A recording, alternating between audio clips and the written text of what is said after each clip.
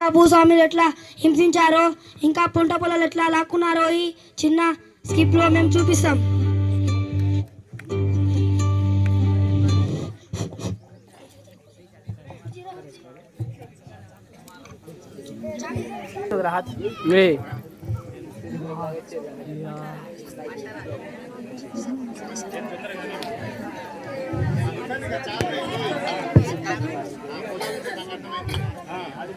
మాకు అర్థం కాలేదు సార్. సరే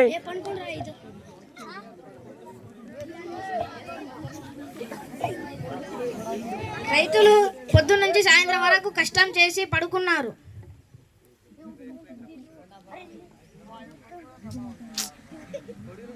పొద్దున్నే లేచాక రైతులు నిద్ర లేచి దొర దగ్గరకు వస్తున్నారు. రైతులు దొరని డబ్బులు అడిగితే భూస్వాముల పక్కన ఉన్న సైనికు ఒక వారం దొరుకుతారండి, 2 రోజులు అవుతారండి. భూస్వామి రైతులు వచ్చి డబ్బులు అడిగితే 2 రోజుల తర్వాత రమ్మన్నారు. రైతులు తిరిగి వెళ్ళి పడుకున్నారు. 2 రోజుల తర్వాత ఉదయం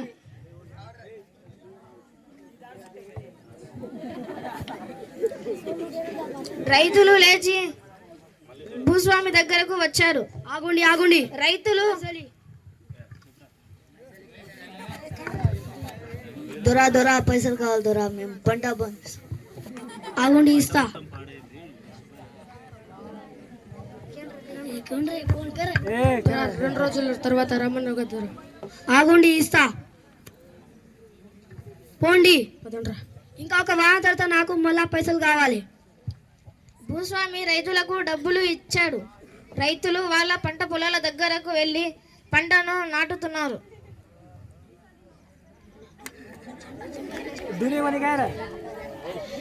రైతులు కష్టపడుతున్నారు పంట వేయడానికి. ఒక వారం తర్వాత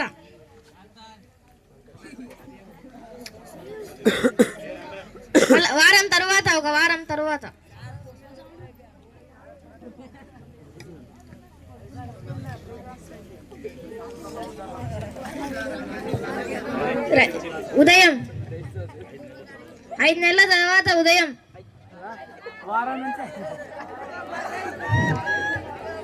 ఉదయం లేచి రైతులు పంట పండినాక పంటను కోస్తున్నారు. ఆదోరా పోదాం పాండి. భూస్వామి రైతుల దగ్గరకు వెళ్తున్నాడు. దొర పైసలు ఇయ్యండ్రా. దొర రైతులను డబ్బులు అడిగితే పంట పొలం మొత్తం లాక్కోండ్రా. దొర డబ్బులు కావాలని రైతులు ఇవ్వకపోతే పంటను లాక్కేనే వెళ్తున్నాడు.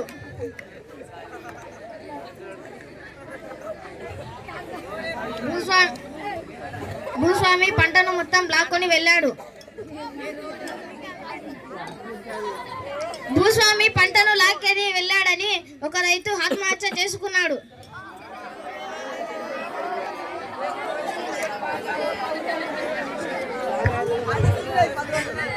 అల్లి మల్లి సల్లి లేవడా వాళ్ళకి చంపేద్దాం. పాడురా, కత్తి తీసుకోండ్రా.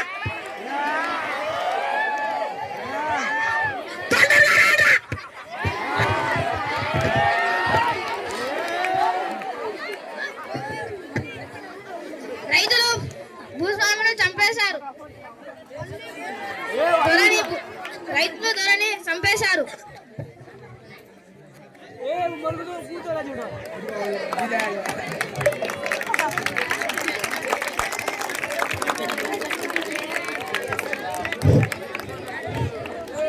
స్టేట్కి వచ్చేద్దాం. మనోళ్ళు పర్వాలేదు, బాగానే చేసారు. కానీ ఏంటంటే పూర్వకాలంలో మన రైతులకు ఒక దొర ఎలా అయితే ఇబ్బంది పెట్టారో దాని గురించి మనోళ్ళు తెలియజేయడం జరిగింది. దీని నుంచి అంటే మన నిజాం పరిపాలన నుంచి రైతులు తర్వాత ఆ దొరను ఎలా చంపేసారు అనేది ఈ స్కిట్ యొక్క. సో పంట పండించిన తర్వాత ప్రతి రైతు గిట్టుబాటు ధర అనేది రాకపోవడం వల్ల సో ఆ రైతుల మనోవేదనతో ఆ దొరను చంపేయడం జరిగింది. అంతే. అందరికీ థ్యాంక్ యూ.